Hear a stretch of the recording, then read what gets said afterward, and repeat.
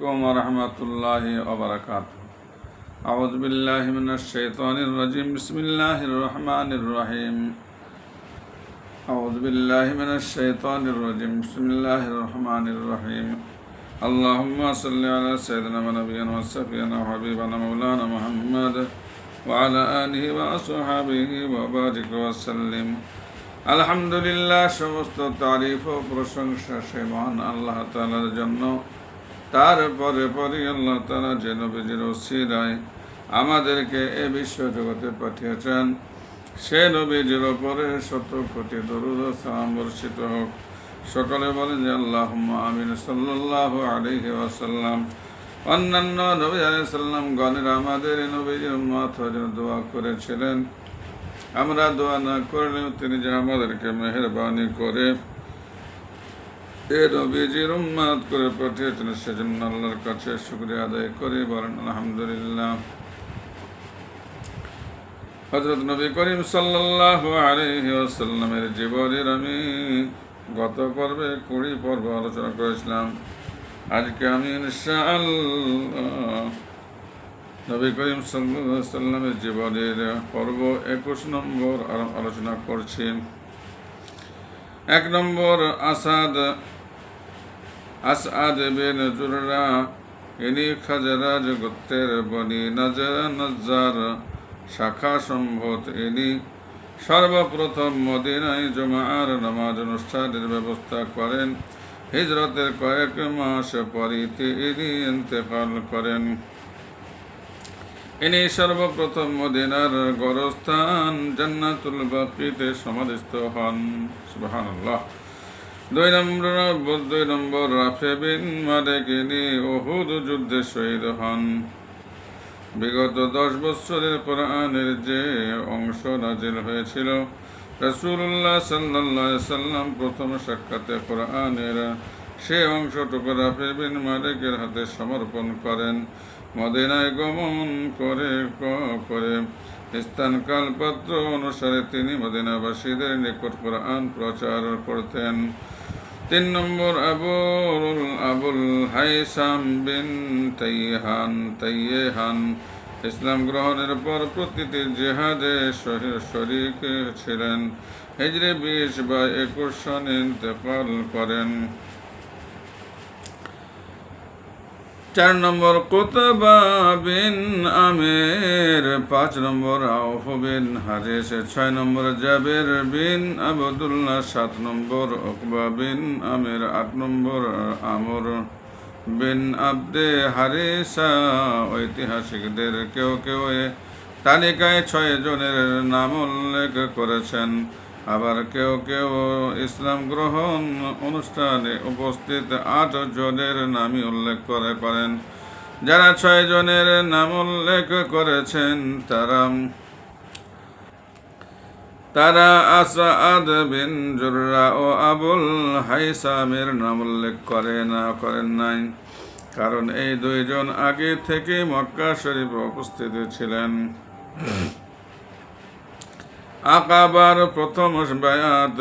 প্রথম বছর যে 8 জন মদিনাবাসী ইসলামে দীক্ষিত হন, তারা দেশে ফিরে গিয়ে ইসলামের ব্যাপক প্রচার করেন। তাদের প্রচারে উদ্বুদ্ধ হয়ে পরের বছর অর্থাৎ নবুয়তের 12 বছর আওস, খাজরাজ, বনু জাকওয়ান ও বনু জোরাইকের সর্বমোট 12 জন নেতৃস্থানীয় ব্যক্তি মক্কা শরীফে আসেন। তারা পূর্ব কথিত আকাবা নামক স্থানে রাসূলুল্লাহ সাল্লাল্লাহু আলাইহি ওয়াসাল্লামের সাথে সাক্ষাৎ করে ইসলাম কবুল করেন।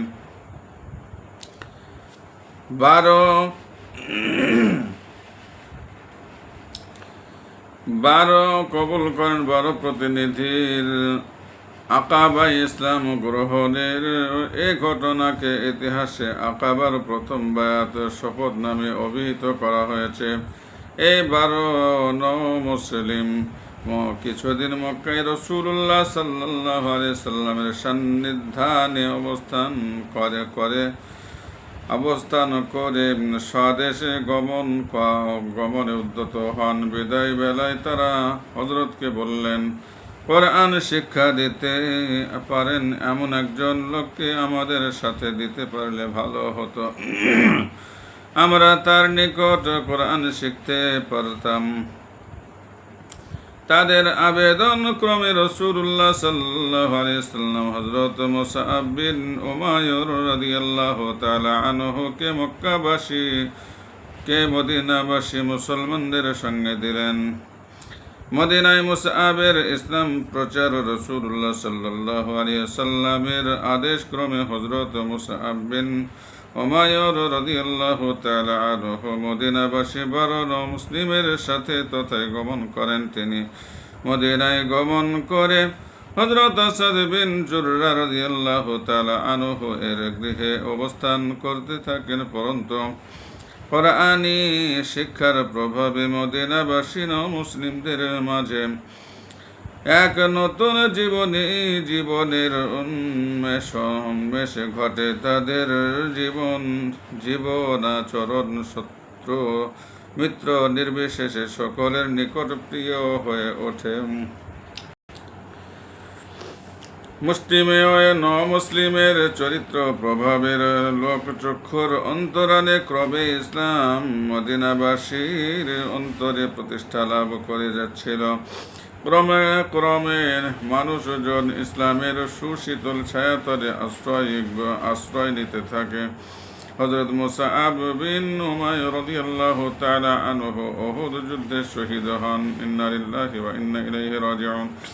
সমাজ প্রধানদের বিরুদ্ধাচরণ হযরত মুসআব বিন উমাইর রাদিয়াল্লাহু তাআলা আনহু অনবদীক্ষিত মুসলমানদের প্রচেষ্টায় এবং তাদের চরিত্র প্রভাবে যদিও ইসলাম মদিনাবাসীর মনস্পটে ক্রমে প্রতিষ্ঠা পাচ্ছিল, কিন্তু মদিনায়ও ইসলাম প্রথম দিকে সমাজ প্রধানদের বিরোধিতা কবলিত হয়।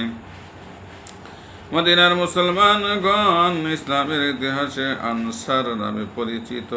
আনসারদের মাঝে সাদ বিন মুআজ রাদিয়াল্লাহু তাআলা আনহু সর্বজনমান্য ব্যক্তি। আরেকজন ছিলেন উসাইদ বিন হুযায়র রাদিয়াল্লাহু তাআলা আনহু। এ দুইজন সে সময় আব্দুল আসহাল গোত্রের প্রধান। ক্রমান্বয়ে মদিনায় ইসলামের প্রচার প্রসার ও প্রভাব বৃদ্ধিতে আব্দুল আসহাল গোত্র প্রধান দয় বিচলিত হয়ে ওঠেন। তারা মদিনা থেকে ইসলামের মূল উৎপাটনে মনস্থির করেন। সাদ বিন মুআজ উসাইদকে বললেন, আসাদ, আমার খালাতো ভাই, আত্মীয়তার সম্পর্ক হেতু আমি কিছু বলতে পারছি না। তুমি গিয়ে ভালোভাবে বিদেশি লোকটি এবং তার দ্বারা প্রভাবান্বিতদের ধমকি আসম।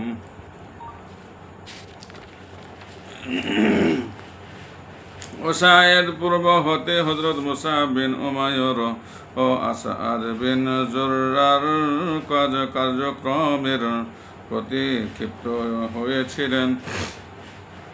এখন প্রধান সমাজপতির বলাতে নিজের মাঝে আরো কিছু বেশি শক্তি লাভ করলেন। ইসলাম প্রচারকদের ধৈর্য উসাইদ মুসআব বিন উমাইর ও আসাদ বিন জুররার নিকট এসে কোনো প্রকার জিজ্ঞাসাবাদ ছাড়াই অত্যন্ত উগ্র ও রূঢ় ভাষায় তাদেরকে বললেন, যদি জীবনের ন্যূনতম প্রয়োজন থাকে তবে এখন আমাদের দেশ থেকে দূর হও। তোমরা আমাদের সরল সহজ নির্বোধ লোকগুলোকে বিভ্রান্ত করছ। কঠিন অসুস্থ রোগীর গালমন্দের দায়াদ্র চিত্ত চিকিৎসক যেমন রোগীর প্রতি রুষ্ট হন না, আর রুষ্ট হওয়াটা জ্ঞানের পরিচায়ক নয়, তেমনি উসাইদের উগ্র রূঢ় ভাষণে হযরত মুসআব বিন উমাইর রাদিয়াল্লাহু তাআলা আনহু দয়াদ্র চিত্র প্রবীণ চিকিৎসকের ভূমিকা গ্রহণ করেন। তিনি উসাইদকে বললেন, আরে ভাই বসুন, শান্ত হন, আমরা কি বলতে চাই ধীরে সুস্থে শুনুন। জ্ঞান বিবেকে যুক্তি যুক্ত বলে সাই দিলে তা গ্রহণ করবেন, আর জ্ঞান বিবেকের নিকট মন্দ প্রতিপন্ন হলে বৃদ্ধচারণ করবেন। এমন তীব্র উগ্র ও রূঢ় আচরণের এহেন যুক্তিযুক্ত বিনম্র জবাব পেয়ে ওসায়দ কিছুটা লজ্জিত হন। তিনি হযরত মুসআব রাদিয়াল্লাহু তাআলা আনহু এর প্রস্তাবের প্রতি একাগ্রতা প্রকাশ করে বসে পড়েন। হযরত মুসআব বিন উমাইর রাদিয়াল্লাহু তাআলা আনহু অত্যন্ত সহজ সরল প্রাঞ্জল ভাষায় ধীর গম্ভীর স্বরে ইসলামের সত্যতা এবং শিক্ষা ওসায়দকে বুঝিয়ে দেন। সর্বশেষে মধুর স্বরে কোরআনের কতকগুলো আয়াত তেলাওয়াত করে শোনান। কোরআন তেলাওয়াত শুনে ওসায়দ একেবারে বিমোহিত হয়ে পড়েন। অবশেষে তিনি সেখানেই ইসলাম গ্রহণ করেন এবং কিছুক্ষণ এখানে অবস্থান করে সাদের সঙ্গে সাক্ষাতের উদ্দেশ্যে প্রস্থান করেন। যাওয়ার সময় বলে গেলেন, আমি কৌশলে সাদকে আপনাদের এখানে পাঠিয়ে দিচ্ছি, যদি তাকে ইসলামের সত্যতা ও শিক্ষার বিষয় বুঝিয়ে দিতে পারেন, আর আল্লাহ তারাও তার অন্তর জগতে অন্ধকার বিমুক্ত করেন, তাহলে অন্তত আব্দুল আসাহাল গোত্রের কেউ আর ইসলামের বিরুদ্ধচারণে অগ্রসর হবে না। ওসাইদ হযরত মুসআব বিন উমাইর রাদিয়াল্লাহু তাআলা আনহু এর সান্নিধ্যানে হতে সোজা সাদের নিকট চলে যান। তিনি সভাগৃহে লোকজন নিয়ে বিভিন্ন বিষয়ে আলাপরত। ওসায়দের চেহারা দর্শনে মন্তব্য করলেন, ব্যাপার সুবিধার মনে হচ্ছে না। সাদ উদ্বেগাকুল হয়ে জিজ্ঞেস করলেন, কি করে এরে? ওসায়দ বললেন, তাদের সাথে কথাবার্তা বলেছি, আমাদের বিচলিত হবার কারণ দেখি না।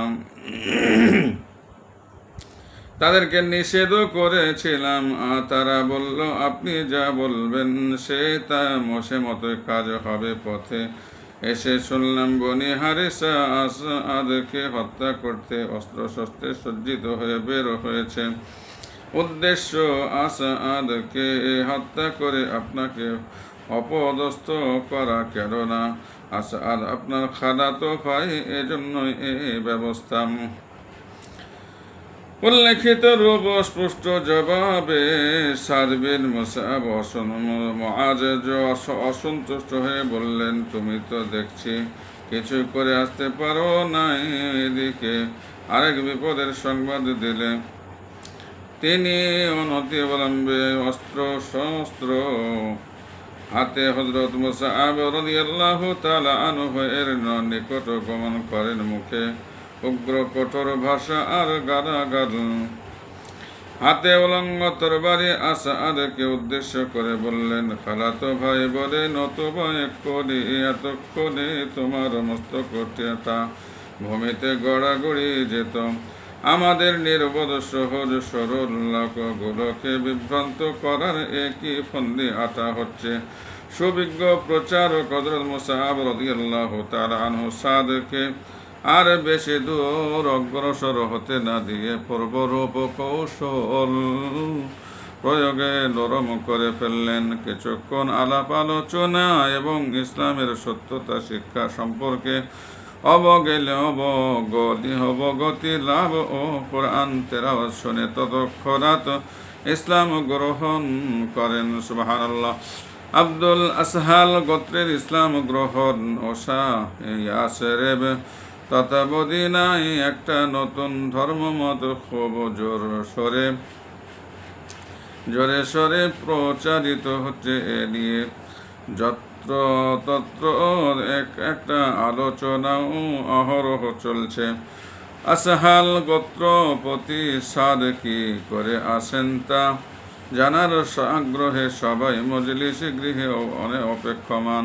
সাদ এসে কারো প্রশ্ন করার পূর্বে উপস্থিত লোকজনকে বললেন, হে আসহাল গোত্রীয়রা সত্য করে বলো, তোমরা আমাকে কেমন লোক বলে বিশ্বাস করো? চতুর্দিকে থেকে উচ্চ রব উত্থিত হলো, আপনি আমাদের প্রধান, আমাদের ভক্তিভাজন দলপতি। আপনার ন্যায় নিষ্ঠা, সিদ্ধান্তের সমীচীনতা সর্বজন বিদিত। এবার সাদ লোকজনের উদ্দেশ্যে বললেন, তোমাদের পৌত্তলিকতা, অনাচার, অবিচার, কুসংস্কারের সাথে আমার কোনো সম্পর্ক নাই, সুতরাং তোমাদের সাথেও সম্পর্ক নাই, যদি না তোমরা এক আল্লাহতে বিশ্বাস করো যে আল্লাহ এই বিশ্ব চরাচরের মালিক, স্রষ্টা। সাদ বিন মুআজের অর্থহীন উক্তি দ্বিতীয় সরদার ওসায়দ পূর্বে ইসলাম গ্রহণ করেছেন।